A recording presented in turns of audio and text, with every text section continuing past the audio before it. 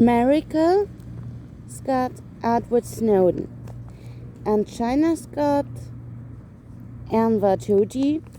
That's a doctor from China who, was accidentally involved in the organ harvesting in China. So, maybe I'm not so sure if you can compare those two countries in any way. Anyway, China would say that Enver Toti doesn't exist, and that is anti-Chinese propaganda. So, maybe Edward Snowden doesn't exist either. Who can really know that? And maybe North Korea doesn't exist either. Or, like China would say it, Bill Gates and Edward Snowden write the concrete from Fort Derrick.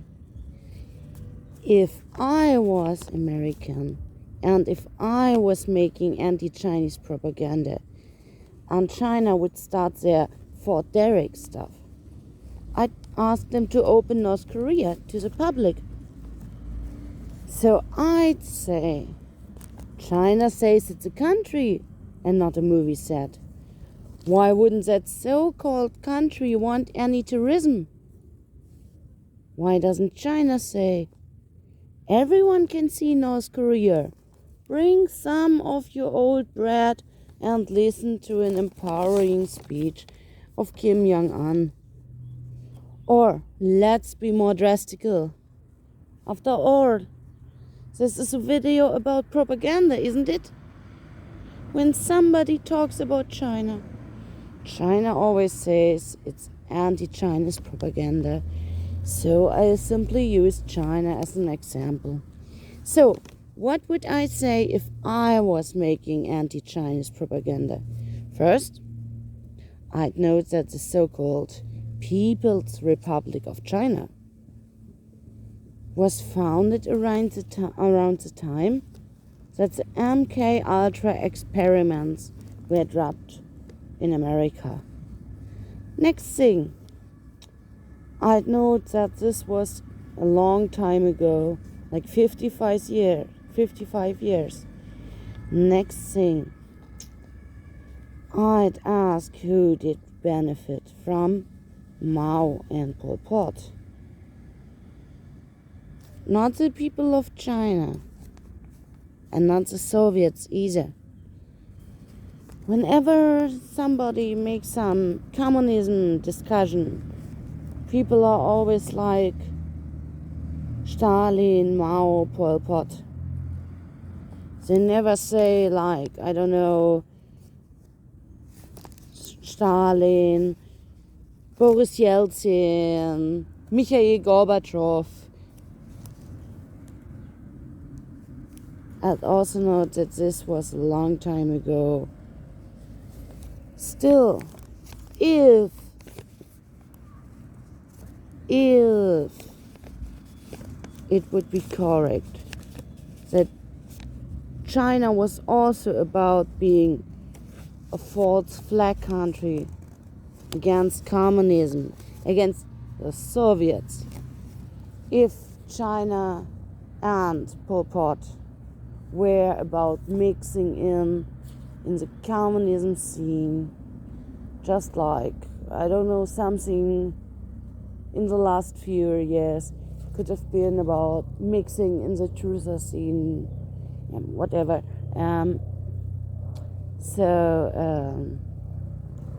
So if Mao and Pol Pot could have been some part of false flag, then it would also make sense that MK Ultra sort of wandered off to China.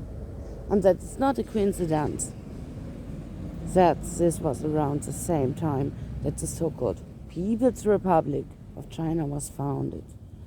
This is what I'd say if I was making anti-Chinese propaganda. There's a German video. Ehemaliger Chirurg enthüllt Organentnahme an lebenden Menschen in China. There's also an internet post by www.washingtonexaminer.com, and the title is The Xinjiang Procedure. It's from 2011, by the way, not from the Trump era. So it's notably not from the first part of the Trump era. The party, they say and mean the Communist Party of China, calculates that Xinjiang will be its top oil and natural gas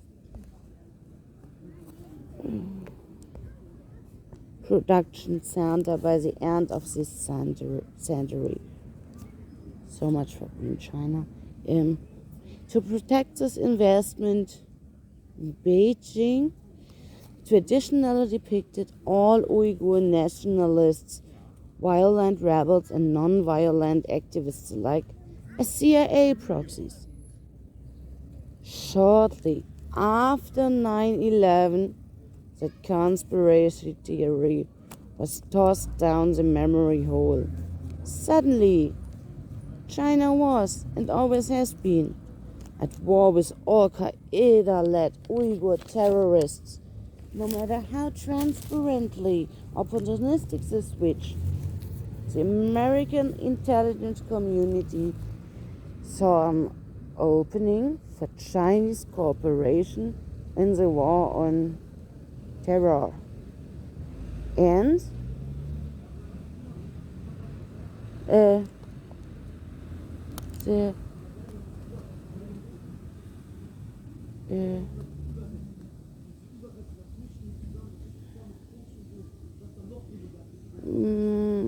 by allowing Chinese state security into Guantanamo to interrogate Uyghur detainees.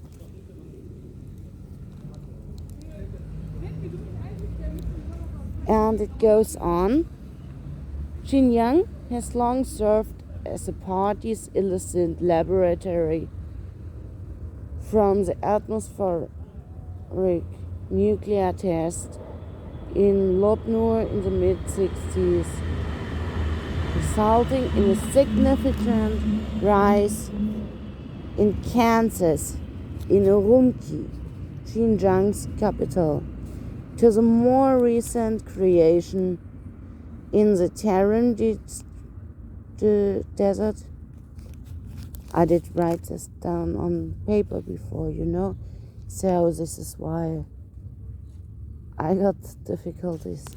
To the more recent creation in the Tarim desert,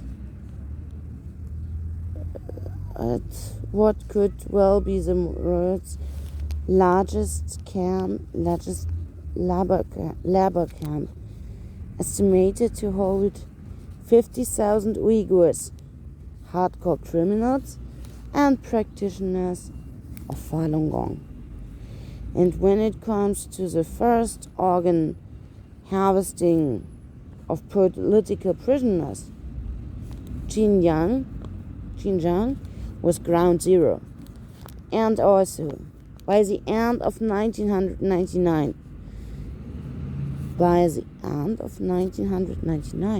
why would America have made anti-Chinese propaganda then? By the end of 1999, the Uyghur crackdown would be eclipsed by Chinese security's largest scale action since Mao, the elimination of Falun Gong. By my estimate, the post goes on, up to 3 million Falun Gong practitioners would pass through the Chinese correction system. Approximately 65,000 would be harvested, heart still beating, before the 2008 Olympics. An unspecified smaller number of house Christians and Tibetans likely met the same fate. Now, if I was making anti-Chinese propaganda, I'd also note that China did profit from the financial crisis of 2008, which was exactly after the presidency time of Bush.